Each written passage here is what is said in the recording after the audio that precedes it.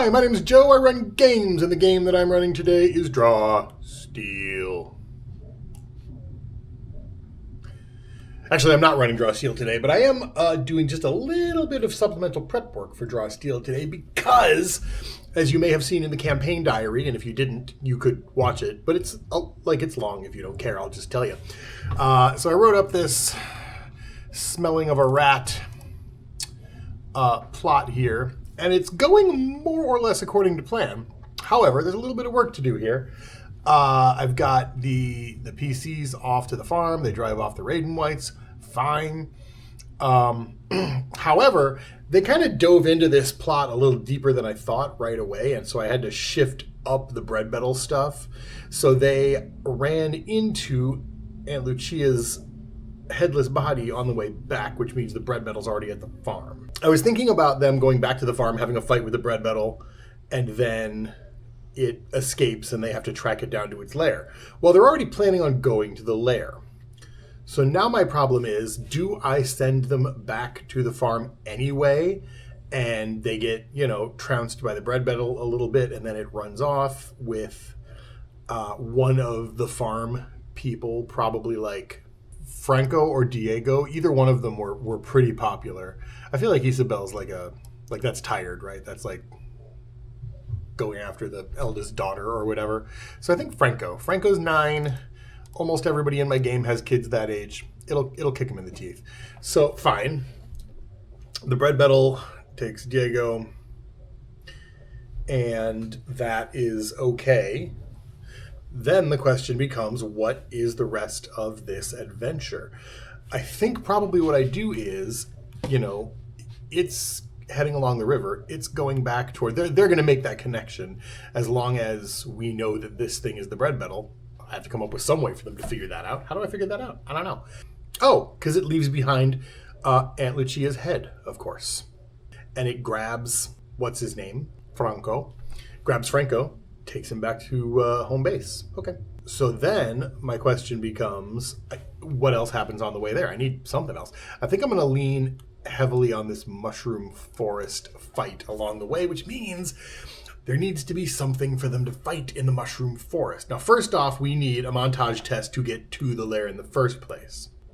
Generally speaking, I say if your players do well enough on the montage, maybe you circumvent the fight entirely. I don't want to circumvent the fight entirely. I need something to do. So what we're going to do is we're going to say if they do well on the montage test, they go into the fight with an advantage. If they do poorly on the montage test, an advantage other than the victory on the montage test. If they do poorly on the montage test, they don't get a victory and they go into the fight like down. And if they, go middle of the road, then it's maybe just a normal encounter. So let's take a look at the montage rules real quick. Basically, that's just a group of heroes working together to accomplish a common goal that requires more than one single characteristic and isn't a fight. Technically, you can montage a fight, but let's not. It's a game about fighting monsters. So a montage test goes for 2 rounds, right? First round, everybody gets to make a test. Second round, everybody gets to make a test. Every test is a new challenge. The idea is they overcome all the challenges before failing at all the challenges. That's it. That's the whole thing. You set a difficulty on the test and a number of successes that are required. Bing, bang, boom. Montage done. So first off, we're going to modify these rules, right? The montage tests are built assuming you have 5 heroes. So there's a success limit of 5 and a failure limit of 5 for a relatively easy test, and that means you need to succeed on half of your tests. I don't have 10. I don't have 5 players. I have 4 players. So my players can only succeed max 8 tests, and if they succeed on half, that's a 4, which means that this is a harder montage test automatically by virtue of existing. How do we modify those rules? It's not hard. You just decrease the success limit and the failure limit by 1 in each category for the heroes. Same basic, the math is exactly the same. You get the idea. So I've got 4 heroes. That's really easy. If I make this a moderate test, that means, or an easy test, that means they need to succeed on half of their checks. I think they're gonna succeed on half their checks. And also, I don't want the idea of moving through the softwood, which is where the mushrooms are. I don't want the idea of that to be easy. I kind of want it to be daunting. So let's make this a moderate test. And that means they need 5 successes before they get 3 failures. I am just going to put this in the session notes for next session. Let's copy this. This is just my process. Give me a second to edit these notes, please.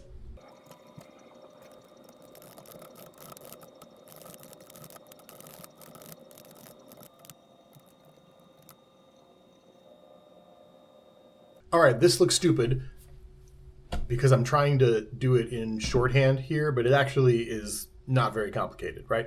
You got 2 rounds to do the montage. And what that means is in those 2 rounds, if you want to have a total success, you need to get 5 or more successes and less than 3 failures. If you want to get a partial success, a partial success means you didn't hit the success limit before the time ran out, or before you hit the failure limit, depending on some of these you can do it that way. This one wouldn't work that way. You didn't get the total number of successes, but you do have more successes than failures, right? Or whatever. And then a total failure means they get 3 or fewer, less than 4, 3 or fewer successes, and they've hit 3 failures. All right. So now the question is, what happens as a result of that? And I don't know, because I don't know what the forest encounter is. So let's figure that out. Softwood encounter, whatever.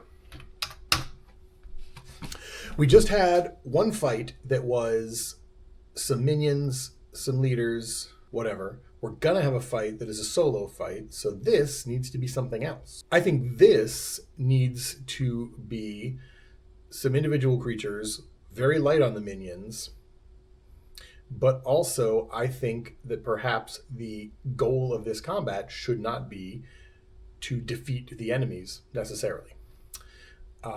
What is the goal? I do not know. Let's find out. So obviously the most obvious answer is anguillatls, right? These are slimy creatures. This would work. They are fun to run. Is that too much like the Raiden Whites? Let's take a look at them and find out. Yeah, if I'm honest, I think it is. I think it's too close. These are basically just little humanoids that are not necessarily inherently bad guys. Truth be told, I kind of want something a little mindless, a little brainless here, something that's not doing a lot of complicated thinking. I just said the same thing 3 times. Let's move on. So first off, basilisks are an option here. I could do a mated pair of basilisks defending their eggs, their clutch of eggs. And the trick here is for the PCs to, convince them that they're not a threat to the eggs? Maybe. It would be better if the basilisks were maybe dragging food back. If they had captured maybe some of those Raiden Whites, that might be nice. Pulls them back into the story, so they're not just a one and done piece of the narrative. I like that. That is a possibility. We're going to write it down. Also, the egg clutch would be nice because it puts us in the mindset of breeding, which is the thing the bread battle's trying to do. I don't hate that. For the record, a hag's a great idea. It's just too high a level for this party right now. But for later on, definitely hags in the softwood. Holy shit, yes. Yeah, everything else is pretty high level. Everything else that I would want to use. So let's instead take a look at some environmental hazards that we can add on to this, right? So first off, we have 2 basilisks. So that means that I have a regular basilisk who is like an elite brute. That is an EV value of 12. We're not going to make the mistake, again, like I did last time, of taking a look at my notes and thinking that this 6 here meant that there were 6 Bruxters, and thinking that this 6 here meant that there were 6 Pipers. There were not. There was 1 Bruxter and 1 Piper. What I accidentally did was made my players fight 2 Bruxters, 2 Pipers, and all these minions because I got my math wrong. Like, literally, I saw how this fight was going, and I'm like, oh, this is really much harder than I thought. Maybe I should hold these other 4 Pipers and 4 Bruxters back in reserve. And then later I did the math on the EV values and was like, oh, I get it. I'm stupid. So I'm just going to leave the EV there. So I've got what is a Brust? Got the Brute there and the Tongue Snapper, which is a Hexer. And Hexer is less letters to type, so I'm just going to put that there. If I can capitalize a word, is another 12 EV, which brings me to a total of 24. So let's do this again. Figure out what the combined EV total of my party is. I have 4 heroes, but they also have 2 victories, and for every 2 victories the characters have, you add another hero to the party for the purposes of generating encounter building. So let's pretend I have 5 heroes. First level heroes, 5 for the purposes of the encounter. That gives me 30 points here to work with. I've already used up 24. So I have 6 points left to put in some cool terrain stuff. I could add brambles. Obviously, brambles are easy, right? Level 1 hazard, it's a defender. It's like 1 EV per 10 by 10 thicket. That would give me 6 10 by 10 bramble squares.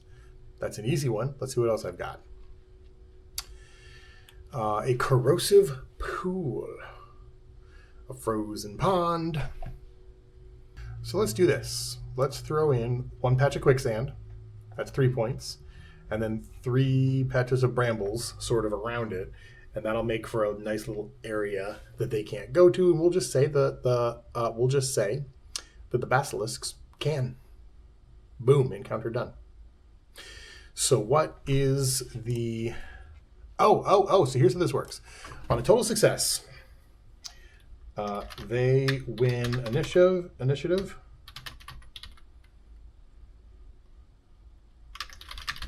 They see the basilisks first, and they clock the quicksand. On a partial success, they win initiative. And on a total failure, on a total success, they win initiative. They see the basilisks first, they clock the quicksand. On a partial success, they win initiative. That's it. This means everyone is surprised, right? Which means nobody's surprised. They run into each other, and then boom, it's off to the races. Normal stuff. And on a total failure, the basilisks win initiative because they hear them coming, and I place the quicksand after they get on the table. I'm down. Let's make it happen. You and the captain. Make it happen.